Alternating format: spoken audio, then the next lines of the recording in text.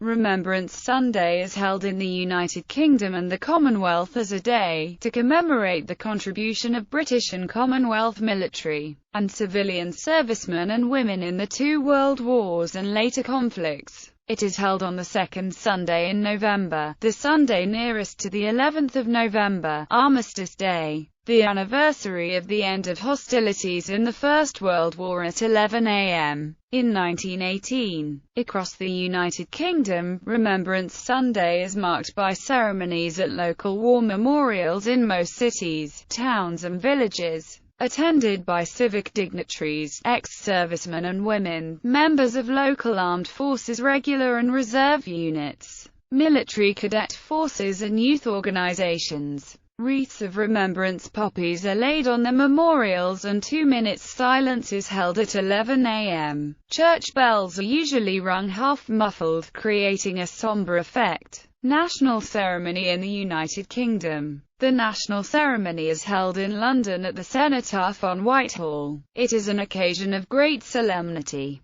2 minutes silence is held at 11 a.m. before the laying of the wreaths. The silence represents the 11th hour of the 11th day of the 11th month in 1918, when the guns of Europe fell silent. This silence is marked by the firing of a field gun on Horse Guards Parade to begin and end the silence, followed by Royal Marines buglers sounding last post. RAF buglers sound the rouse. The first wreath is laid by the Queen, followed by the Duke of Edinburgh. Wreaths are then laid by other members of the royal family including the Prince of Wales, the Duke of York, the Princess Royal, the Duke of Kent, the Earl of Wessex, the Duke of Cambridge, the Prince Harry. Other members of the British royal family watch from the balcony of the Foreign Office. Some members of the royal family may be abroad or in other parts of the United Kingdom where they will lay wreaths at local ceremonies. Wreaths are then laid by the Prime Minister, leaders of major political parties and former Prime Ministers, the Foreign Secretary,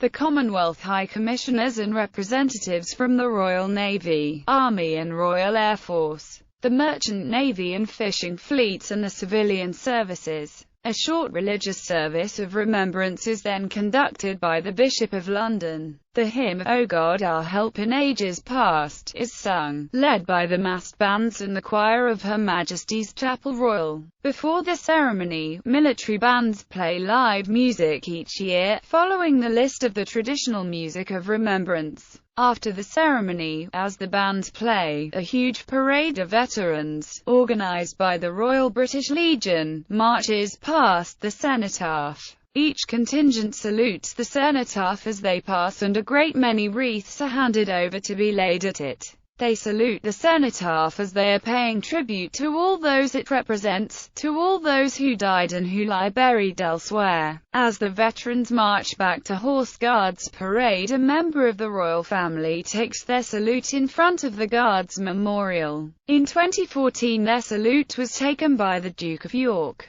Regional and local ceremonies. Significant ceremonies also take place in the capitals of the nations and across the regions of the United Kingdom, most notably at the Scottish National War Memorial in Edinburgh in the grounds of Edinburgh Castle, the Welsh National War Memorial in Cardiff and at the Northern Ireland War Memorial and Cenotaph in Belfast in the grounds of the Belfast City Hall. Television coverage. The ceremony has been televised each year by the BBC since 1946. It is the joint longest-running live televised annual event in the world, the record being shared with the Chelsea Flower Show. When first shown in 1937, it was the second live outside event to be broadcast. The first being the procession that followed the coronation of King George VI and Queen Elizabeth earlier that year. The 1947 tele-recording of the ceremony is the oldest surviving record of a broadcast of a live outside event.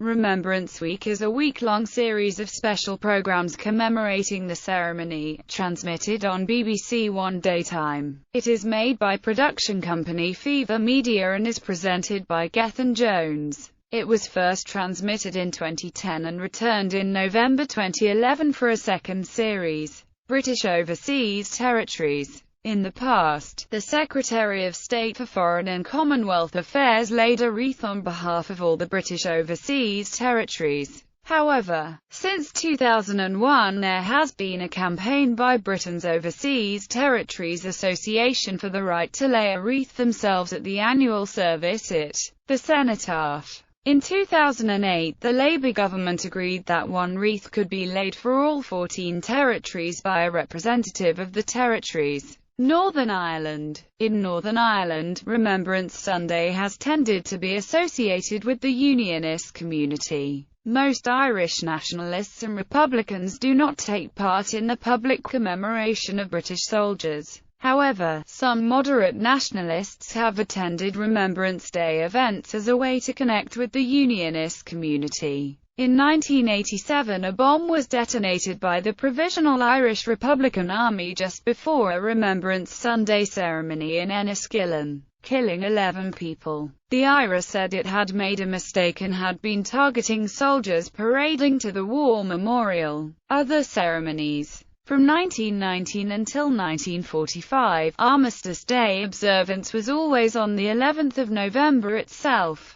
It was then moved to Remembrance Sunday, but since the 50th anniversary of the end of the Second World War in 1995, it has become usual to hold ceremonies on both Armistice Day and Remembrance Sunday. In 2006, then Chancellor of the Exchequer, Gordon Brown, proposed that in addition to Remembrance Sunday, a new national day to celebrate the achievements of veterans should be instituted. The Veterans Day, to be held in the summer, would be similar to Veterans Day celebrations in the United States. This has now been renamed Armed Forces Day, to include currently serving troops to service families, and from veterans to cadets. The first Armed Forces Day was held on the 27th of June 2009. Submariners hold an additional Remembrance Walk and ceremony on the Sunday before Remembrance Sunday, which has the Submariners Memorial as its focal point. Traditional music. Each year, the program of music at the national ceremony remains the same, following a program finalized in 1930. Rule, Britannia, by Thomas Arne. Heart of Oak by William Boyce. The Minstrel Boy by Thomas Moore. Men of Harlech. The Sky Boat Song. Isle of Beauty by Thomas Haynes Bailey. David of the White Rock. Oft in the Stilly Night by John Andrew Stevenson. Flowers of the Forest. Nimrod from the Enigma Variations by Edward Elgar. Didar's Lament by Henry Purcell. O Valiant Hearts by Charles Harris. Solemn Melody by Walford Davies. Last Post, A Bugle Call. Beethoven's Funeral March No. 1, by Johann Heinrich Walch. O God, Our Help in Ages Past. Words by Isaac Watts. Music by William Croft. Reveille, A Bugle Call. God Save the Queen. Other pieces of music are then played during the unofficial wreath-laying and the March Past of the Veterans, starting with Trumpet Voluntary and followed by It's a Long Way to Tipperary, the marching song of the Connaught Rangers, a famous British Army Irish regiment of long ago, and by the Royal British Legion March, the official march of the official organiser of the ceremony. The Royal British Legion, which is a medley of marches of the First and Second World Wars.